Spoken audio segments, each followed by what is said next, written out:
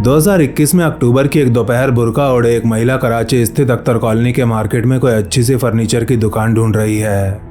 राशिदा हसन नामक 31 वर्षीय महिला अभी कुछ दिन पहले ही अपने पति के साथ इस्लामाबाद से कराची शिफ्ट हुई है और आजकल अपने नए घर के लिए कुछ ऐसे शॉपिंग कर रही है जैसे मानो शॉपिंग के पैसे इसके पति देव नहीं बल्कि किसी देश की सरकार दे रही हो।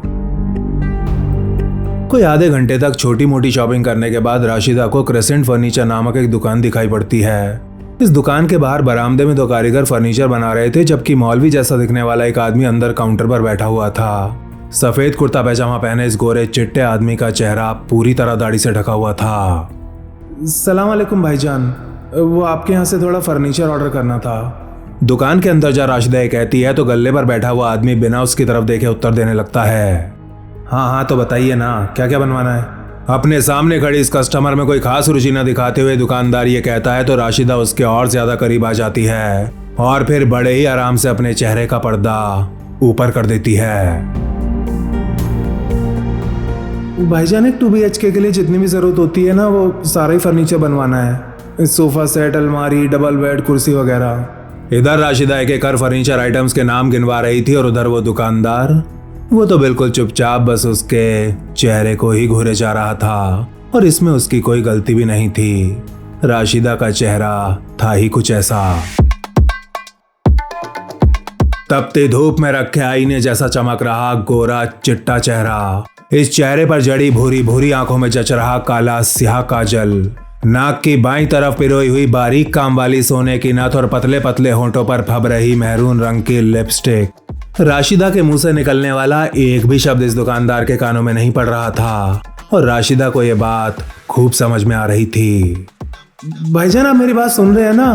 काम हो जाएगा या नहीं? और हाँ, वो पैसे कितने लगेंगे, लगे हाथ वही बता दें।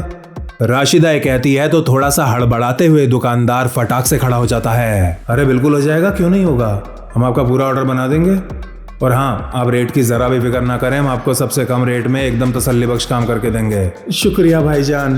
तो फिर ठीक है, कल मैं अपने शौहर के साथ आती हूँ, ऑर्डर फाइनल कर देंगे और आपको थोड़ा एडवांस भी दे देंगे। अपने एक हाथ में मोबाइल फोन लिए राशिदा इस दुकानदार से कहती है तो मुस्कुराते हुए अपना सर हाँ में हिलाने लगता है। अरे आपकी दुकान है बीबी, जब आपका मन करे तब आए। एक काम करें, ये लें, ये मेरा कार्ड रख लें।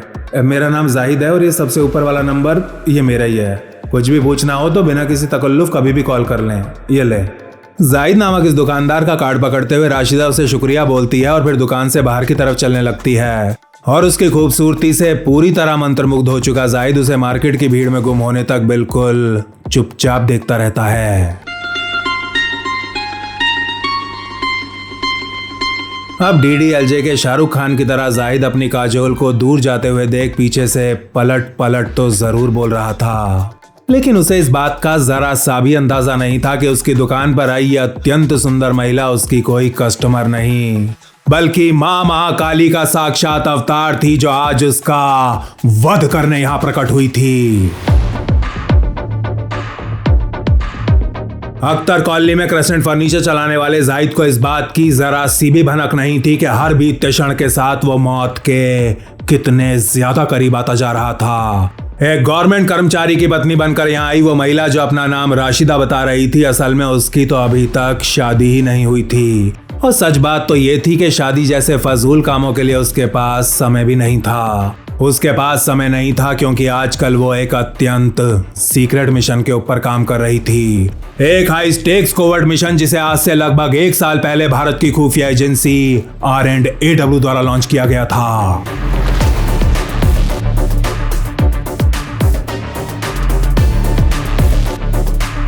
रोज सुबह 10 बजे तक बिना किसी नागा अपनी दुकान खोलना, 5 वक्त की नमाज पढ़ना, स्थानीय मस्जिद और मदरसे के कार्यक्रमों में खूब बढ़ चढ़ के हिस्सा लेना और कश्मीर और फिलिस्तीन में चल रहे पवित्र जिहाद के लिए दबा के चंदा इकट्ठा करना। इन्हीं कारणों के चलते अख्तर कॉलोनी के लोग अपने जाहिद भाई की कुछ ज्यादा ही इज्जत किया करते थे।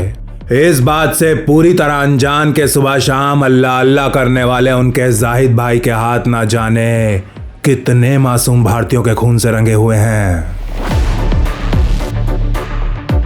चाहे वो जाहिद के बीवी बच्चे हों या उसके नौकर चाकर, उसके यार दोस्त हों या आस पड़ोस में रहने वाले जानकार, जाहिद के जीवन में रहने वाले ज्यादातर लोग इस बात से पूरी तरह बेखबर थे कि उनका ये जाहिद भाई भेड़ की खाल में छिपा हुआ एक भेड़िया है, मौलवी का भेष ओढ़ने वाला एक क्रूर आतंकी है। इब्राहिम जहूर मिस्त्री नाम का एक अत्यंत खूंखार आतंकी, जिसने आज से 22 साल पहले इंडियन एयरलाइंस की फ्लाइट IC-814 को हाईजैक किया था।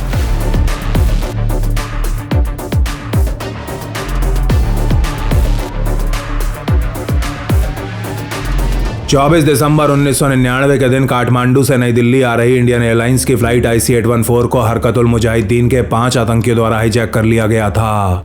उस समय केवल 23 साल का रहा जहूर मिस्त्री भी इन हाईजैकर्स में से ही एक था, और ये मिस्त्री ही था जिसने प्लेन में सवार रुबिन कात्याल नामक एक युवा व्यापारी को चाकू से गोद कर अत्यंत बेरहमी के साथ मार दिया था।